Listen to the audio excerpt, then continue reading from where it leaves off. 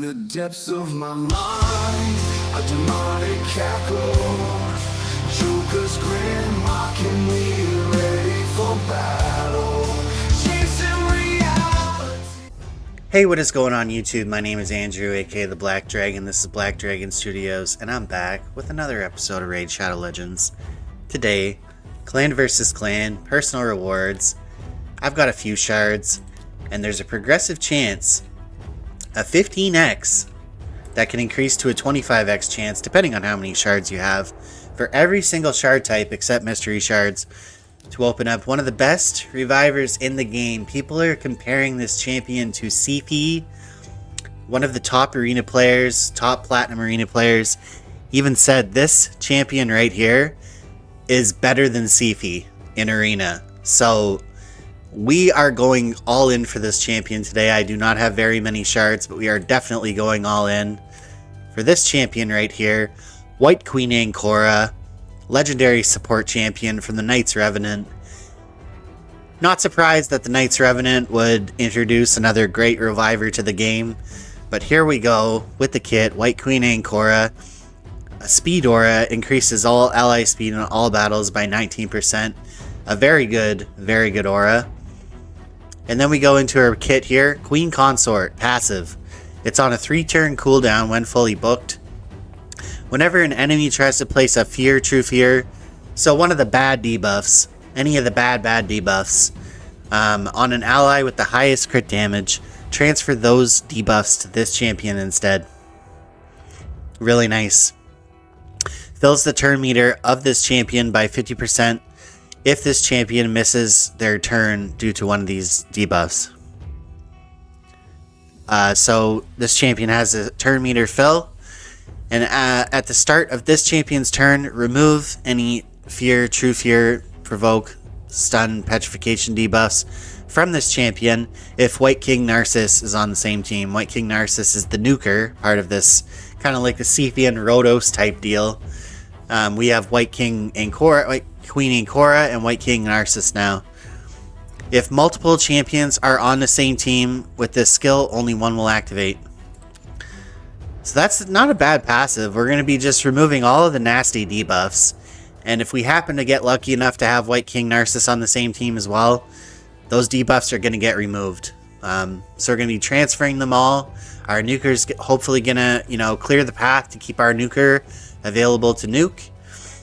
As well as potentially just having those debuffs erased at the beginning of the turn and filling our turn meter. That's quite an impressive passive. I can't lie about that, man, for arena and pretty much anywhere in the game. Doom Tower Waves, Hydra. Yeah, it's going to be awesome. So here we have for the A3, this is like the bread and butter. We have Rise My Love on a 3-turn cooldown when fully booked. Oh, and I should say the passive is just active at all times when you have it fully booked. So there you go. The passive is active at all times when you have it fully booked, which is crazy. The revive is on a 5-turn cooldown, which is not great, but when it's booked, the 3-turn cooldown is very good. Revives a dead ally with 50% HP and 75% turn meter. Resets the cooldowns of the revived ally skills. Resetting the cooldown as well as giving turn meter and HP is absolutely insane. So we're combining Seafy Revive with Godseeker's Revive here, which is the best revive in my opinion in the game, bar none for any epic or any champion in the game. Just resetting the cooldown of your revived ally skills, but now we're adding 75% turn meter and 50% HP, which is where the Seafy comes in. We now have probably the best single target revive in the game, hands down, bar none. No argument about that. And if White King Narcissus is on the same team, revives them with 75% turn meter and 100% turn meter instead. That's any champion that gets revived. Oh, sorry, no, that's just White King Narcissus. Fine. After the that doesn't matter. It's still good. After the revival, decreases the turn meters of all enemies by 10%. So, as if it wasn't already enough that we're reviving our probably our best champion, we're gonna give you less turn meter as well. And if it's White King Narcissus that's revived, decreases the turn meter of all enemies by 20%, and the effect cannot be resisted. Wow. Wow. We're not done yet. Shield of Amaria. 4-turn cooldown, 3-turn cooldown when booked. Removes all debuffs from all allies. Cleansing, placing a shield buff on them equal to 25% of this champion's max HP for 2 turns. Wow. If White King Narcissus is on the same team, also places a strengthened buff on all allies for 2 turns. As if that wasn't enough, fills the turn meter of all allies by 10%. Great defensive skill there. I can't say enough about that. We're going to be using that in Arena. We're going to be using that potentially in Clan Boss, Hydra.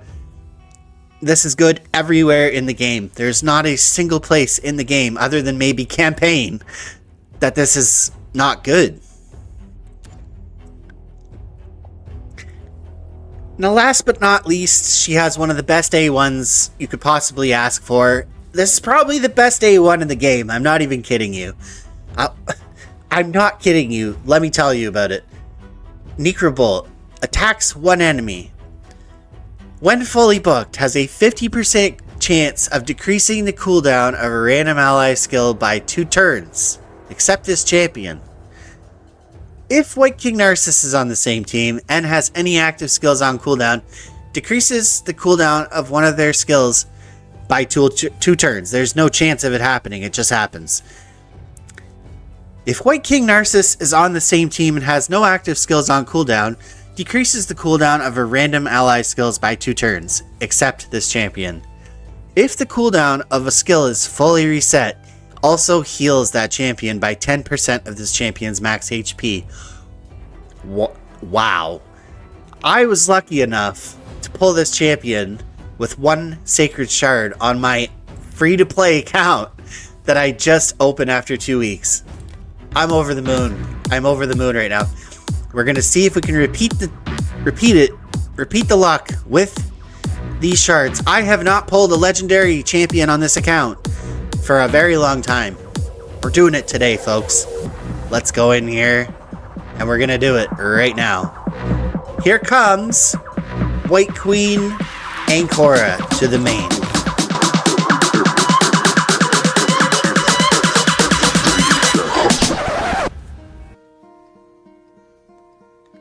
Hello, darkness, my old friend.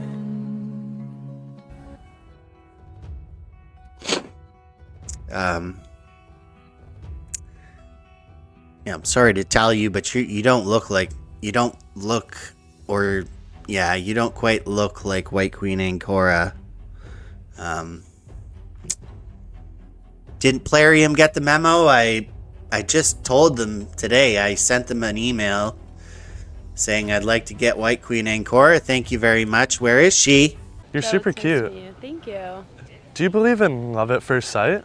I do, but I have a boyfriend. Really? Oh, yes. because I'm really feeling this connection right now. I'm so sorry. Well, I hope I see you in the future. Oh, me too. Have a good one.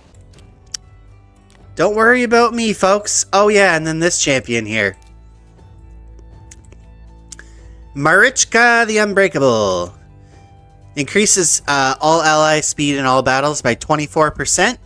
This is the Void champion we're going to be going for. Very good arena champion. Revives all dead allies with 50% HP and 75% turn meter whenever this champion is killed.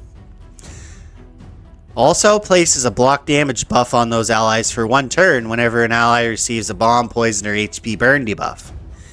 If there are multiple champions on the team with this skill, only one will activate. Nurtured Friendship. On a 4-turn cooldown when fully booked, removes all debuffs from all allies, then turn meter fill, then turn meter fill, and then increased resistance, and grants an extra turn. Next, Fawn of Tenacity. Fully restores any allies' decreased max HP, then heals all allies by 40% of this champion's max HP. 3-turn cooldown when booked. places a shield buff and a protected strengthen buff on all allies for 2 turns. Shield and strengthen, that's protected. And the value of shield buff is equal to 20% of this champion's max HP.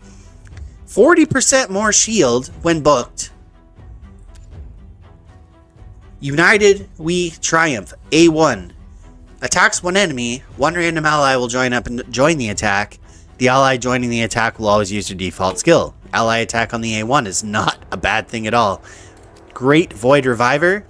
Ursuga was the other choice, but I'd prefer this one for many reasons. Let's go in and get her right now. That's not her. Let's do it right now. Nope, that's a rare. Okay, how about now? Plarium, come on. You're leaving me hanging here. Trying to do a video. That's not her. All right. 6 more chances.